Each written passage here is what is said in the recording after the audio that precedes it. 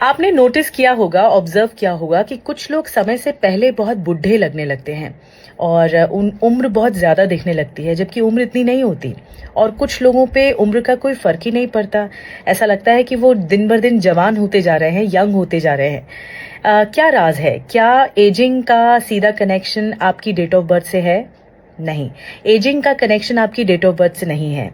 Ageing का connection आपके body के सेल्स से है, क्योंकि सेल्स में साइंस कहता है, और इसे बहुत अच्छी तरह समझाया डॉक्टर एलिजाबेथ ब्लैकबर्न ने, जो कि नोबेल प्राइज विनर भी रही हैं 2009 में मेडिसिन के लिए। उन्होंने एक चीज़ डिस्कवर की कि एजिंग का कनेक्शन सेल से है। अब देखिए, हमारे बॉडी में ना millions and trillions of cells हैं, लेकिन सेल्स का एक प्रोटेक्टिव गार्ड होता है, और जिसका टर्म होता है टेलोमियर्स। TELOMERES, telomeres. ये टेलोमेयर कैसे होता है? ये एक तरह से कैप की तरह होता है डीएनए पर। और वो कैप क्या होता है? आप जब जब सेल्स जो हैं, विभाजन होता है उसका, डिस्ट्रीब्यूट होते हैं या फिर अलग अलग फॉर्म में सामने आते हैं, तो वो जो टेलोमियर्स हैं वो कैप की तरह होता है। इसे आप ऐसे समझ सकते हैं कि आपने जूता देखा है, जूते का फीता होता है, फीते के एंड में आप देखेंगे तो एक प्लास्टिक जैसा हार्ड मटेरियल होता है। अगर वो नहीं रहेगा तो जो लेस है उसके रेशे निकलने शुरू हो जाएंगे, लॉक नहीं होगा। तो आप समझ लीजिए कि ये सेल का एक लॉक होता है, और टेलोमेयर्स।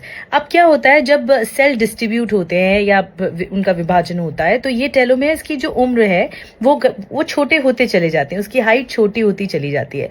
लेकिन इनमें एक काबिलियत होती है कि वो अपने आप को रीबिल्ड करते हैं, कि अगर आप हैप्पी हैं, अगर आप सेटिस्फाइड हैं, अगर आप पॉजिटिव थिंकर हैं, तो आपके ये जो टेलोमेयर्स हैं, जो एक पार्ट होता है आपके डीएनए का, वो अपने आप को रीबिल्ड करता है।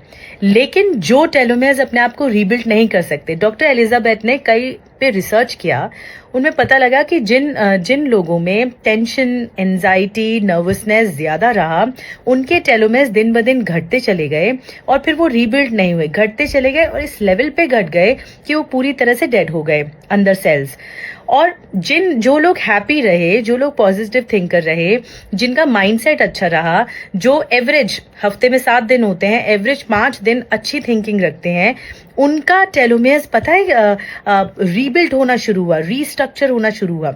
तो ये थ्योरी कहती है कि टेलोमेयर्स जितने कम होंगे, शॉर्टन होंगे या फिर मर जाएंगे, तो आपकी एजिंग शुरू हो जाएगी। यही एजिंग का प्रोसेस होता है। और अगर टेलोमेयर्स अपने आप को रीबिल्ड करते हैं, तो आप लंबे समय तक जवान बने रहेंगे। तो हैप्पी रहिए, पॉजिटिव थिंकिंग रखिए, देखिए फिर आपके सेल्स भी लंबे समय तक जवान आपको रखेंगे।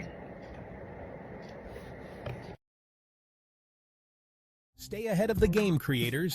Subscribe and hit that bell for your daily dose of creativity. Join our community and never miss a beat.